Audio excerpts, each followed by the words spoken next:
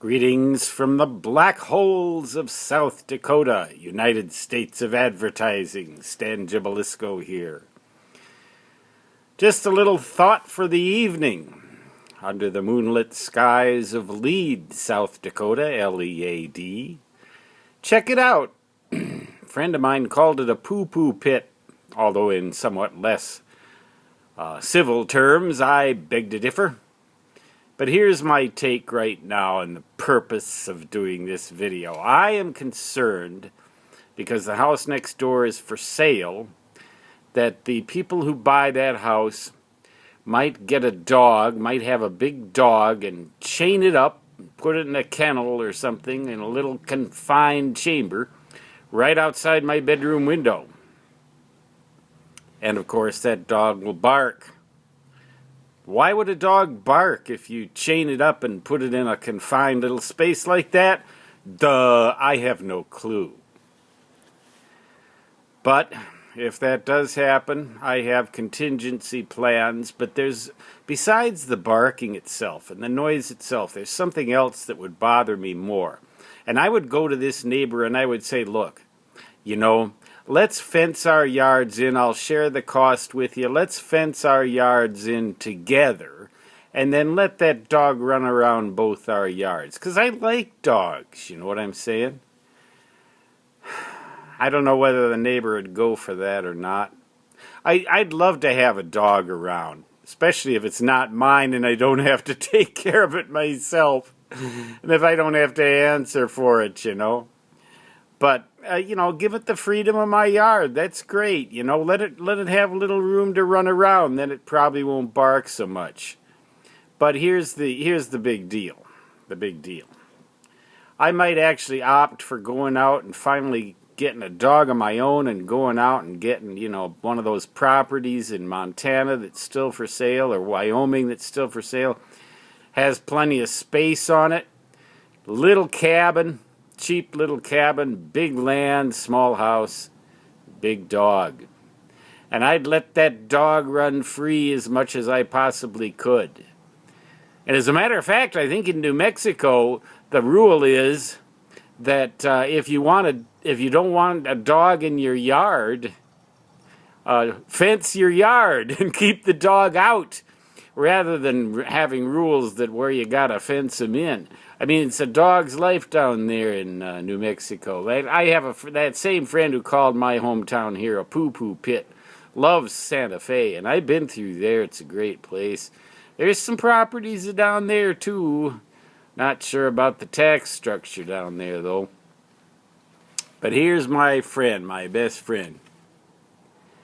I call it my Republican dog, and the reason is that it's completely self-sufficient. Doesn't need me to care for it at all. It can take care of itself. Doesn't need any help from anybody. I'm a registered Republican, so I can make fun of myself that way. But seriously, I'd get a big dog down there, or up there, wherever it is I end up going. Big dog, and let that dog run free. Sure, it's more dangerous that way. The dog might get run over by a vehicle, might get attacked by a grizzly up there in Montana, possibly. Or attacked by a mountain lion right here in the Black Hills, possibly. But here's the rub. Here's the rub. It's inhumane to confine dogs in small spaces, isn't it? I mean, no wonder they bark and bark and bark. If somebody did that to me, I'd bark too.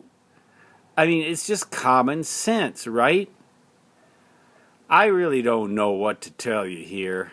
I'm just doing my very best to express my sentiments.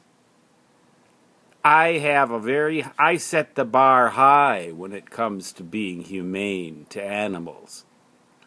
I set the bar high. Now, I will kill spiders in my laundry room, but I had an experience once with a couple of spiders in there that made me feel kind of bad. I saw this spider in there, and they're kind of big, and they're ugly as hell. They're beautiful in a way, but they're ugly as hell. Sort of like a hurricane. except smaller. And I see this big old spider in there, and I get all pissed off. I don't want this spider in there. Who wants spiders crawling around? So anyhow, I chased that thing down, and I sprayed it, because I didn't want to crush it. I didn't want to make a mess, because it's a pretty big spider.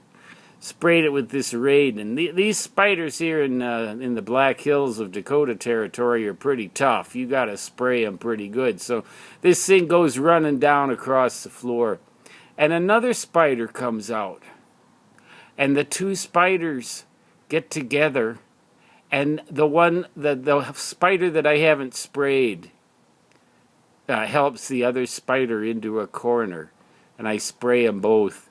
And they perish there, slowly, in that corner.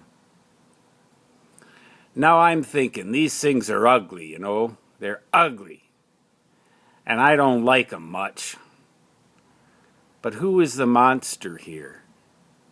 Was the spider the monster? Or was I the monster?